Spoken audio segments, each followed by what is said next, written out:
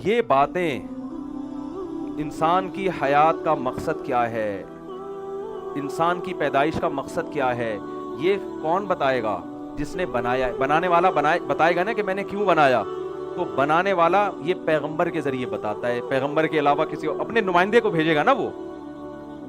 تو محمد صلی اللہ علیہ وسلم جن کی سیرت پہ آج یہ آپ لوگوں نے کانفرنس رکھی ہے، آپ کا سب سے بڑا کمال یہ ہے کہ لاکھوں کروڑوں اربوں انسانوں میں اپنا پیغام، اللہ کا پیغام کہ میں نے تمہیں کیوں بنایا. اچھا، قرآن نے دو باتیں کہی ہیں. ایک تو قرآن نے یہ کہا لیبلوکم، بنانے کا مقصد ہے تمہیں آزمانا ہے. آزمائش کیا ہے؟ تین سوال بنتے ہیں. بنانے کا مقصد کیا ہے؟ اللہ نے بتا دیا آزمائش. فوراً سوال کھڑا ہوگا کس چیز میں آزمائش؟ کیا یہ ریسنگ کا مقابلہ ہے، دوڑ کا مقابلہ ہے، باڈی بلڈنگ کا مقابلہ ہے بھائی، دولت کا مقابلہ ہے کہ تم میں زیادہ پیسے کون کماتا ہے کون غریب ہے، ترقی کا مقابلہ ہے؟ اللہ نے کہا نا لیبلوکم ایکم احسن عملا. مقابلہ اس چیز میں ہے اچھا عمل کون کرتا ہے، جو زیادہ اچھا کرے گا زیادہ کامیاب، اور جو برا کرے گا وہ ناکام. تیسرا سوال کھڑا ہوتا ہے اچھے کی ڈیفینیشن کیا ہے؟ کیونکہ دنیا میں ہر شخص اپنے آپ کو اچھا کہتا ہے، اور دنیا بڑی ہوشیار ہے. خوب سمجھے اس بات کو. بس یہ بات کر کے میں اپنے بیان کو ختم کرتا ہوں. دنیا بڑی ہوشیار ہے. دیکھیں، جس کی لاٹھی اس کی بھینس، آپ نے سنا ہے نا یہ. ہم اگر لوگوں کے حوالے کر دیتے ہیں نا، دنیا عالمی طاقتوں کے حوالے، کہ آپ اچھائی کو ڈیفائن کریں کہ اچھے کی ڈیفینیشن کیا ہے، تو جو وہ اعمال کریں گے ہم ان کو کیا کہیں گے؟ اچھا. اور آپ ڈیفائن کریں لوگوں کے حوالے اگر آپ کرتے ہیں، جیسے کہ دنیا نے کیا ہوا ہے نا، رسول سے نہیں پوچھ رہے، اللہ سے نہیں پوچھ رہے، مذہب کو بیچ سے نکال دیا. وہ کہہ رہے ہیں کہ ہم ماہرین سے پوچھیں گے، یونائٹڈ نیشن سے ہم پوچھیں گے. ماہرین تو انہی کو سمجھا جاتا ہے نا. ہم امریکہ والوں سے پوچھیں گے، وہ ترقی یافتہ لوگوں سے پوچھیں گے جی اچھے کی ڈیفینیشن کیا ہے. دیکھو، جب انسان کے حوالے کیا جائے نا اچھے کی ڈیفینیشن، تو سب سے پہلے وہ کبھی بھی یہ برداشت نہیں کرتا کہ ایسی ڈیفینیشن بیان کروں کہ میں خود اچھوں کی فہرست سے نکل جاؤں. ایسا ہوگا؟ بولتے کیوں نہیں بھائی؟ یہ ہوگا ایسے. وہ کیا کرے گا؟ دیکھو، محلے میں ایک عزت دار آدمی تھا.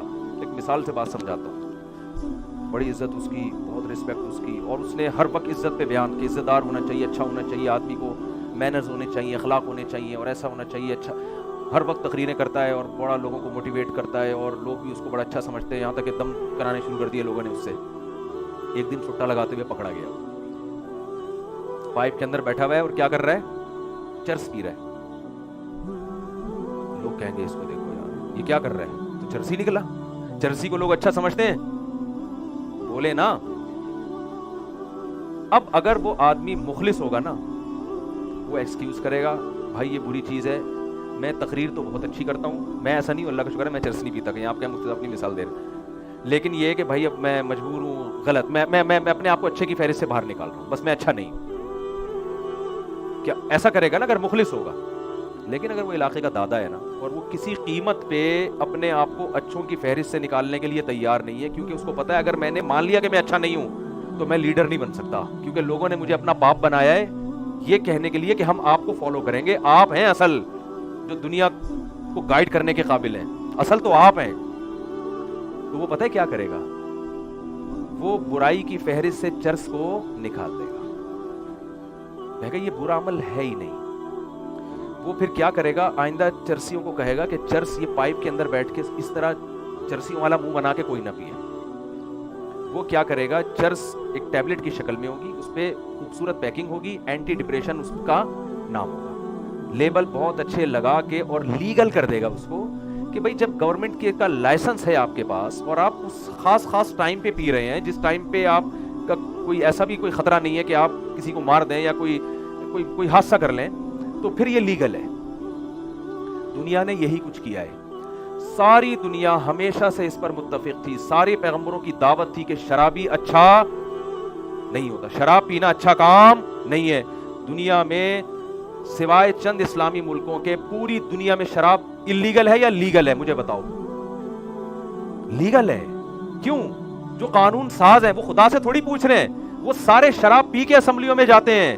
انہوں نے شراب کو لیگل کر کے شرابی کو اچھے لوگوں کی فہرست میں داخل کر لیا. میں سمجھا پا رہا ہوں اپنی بات؟ انہوں نے کہا یار یہ تو برائی ہے ہی نہیں ہے. ہاں، اس ٹائم پہ جہاز اڑاتے ہوئے آپ شراب نہ پیئیں. پائلٹ کا پہلے ٹیسٹ ہوگا کہ یار ایسا نہ ہو کہ تم جہاز سیدھا اور تمہیں الٹا لگ رہا ہو. اور تم اس کو سیدھا کرنے کے چکر میں الٹا کر دو. شرابی کو ہر چیز الٹی نظر آتی ہے نا, کیا خیال ہے؟ تو وہ اس چکر میں نا کہ یار ایسا نہ ہو کہ کہیں اور چلے جائیں.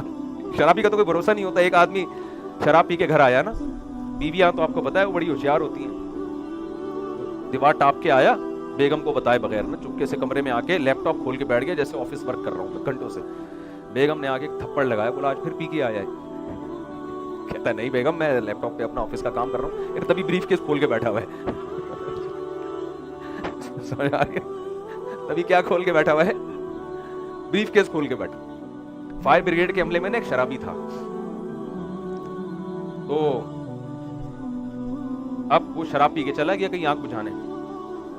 گھنٹے بعد اس کا نشہ اترا نا, تو دیکھا لوگ اس کو پکڑ کے کوٹ رہے مار رہے. کیا ہو گیا؟ میں نے 20 لوگوں کی جان بچائی. کہہ رہے تو فائر بریگیڈ کے عملے کو تو نکال کے لایا باہر, جن کی جان بچا رہا ہے نا. وہ عملہ جو آگ بجھانے گیا ہوا تھا کمبخت سب انہیں کو کھینچ کھینچ کے باہر لے آیا تھا. اب بتاؤ یہ کوئی پینے کی چیز ہے؟